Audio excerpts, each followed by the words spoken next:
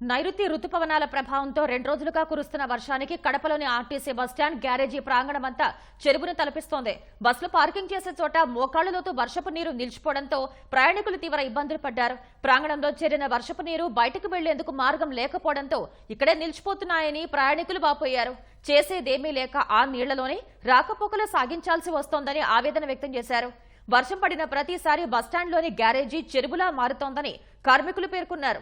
అధికారులు స్పందించి ఆర్టీసీ గ్యారేజ్లో వర్షం నీరు నిల్వ ఉండకుండా చర్యలు తీసుకోవాలని కోరారు.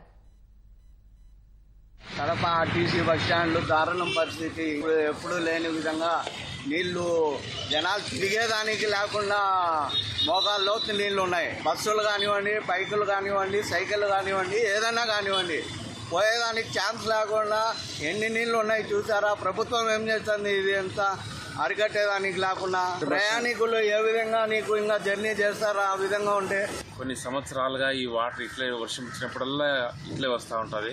గ్యారేజ్ పిట్లలో కానీ వాటర్ వస్తూ ఉంటుంది. ప్రతి సంవత్సరము వాటర్లోనే మేము తడిసి పని చేయాల్సి వస్తుంది. కాళ్ళు కానీ డ్యామేజ్ అవుతున్నాయి. ఇలాగ ఎన్ని సంవత్సరాల నుంచి ఈ డిఎంకు ఏఎంఎఫ్ గారికి అందరికి చెప్పినా కానీ ఏం పట్టించుకోవడం లేదు. కొత్త గ్యారేజ్ నిర్మాణం 6 నెలల్లో ఇస్తామన్నారు. ఇప్పటికి 2 సంవత్సరాలు అయింది. ఇంకా వాళ్ళు కరెక్ట్గా చేస్తే ఇంకా 6 నెలలు పట్టేటట్లుంది పని. వర్షాకాలం పోయేంత వరకు ఇట్లే ఉంటాయి. అధికారుల దృష్టికి చాలాసార్లు వాళ్ళే వచ్చినారు. ఎండీ కూడా ఈ నీళ్ళల్లో నడుచుకుంటూ పిల్లలకి వచ్చి చూసినాడు.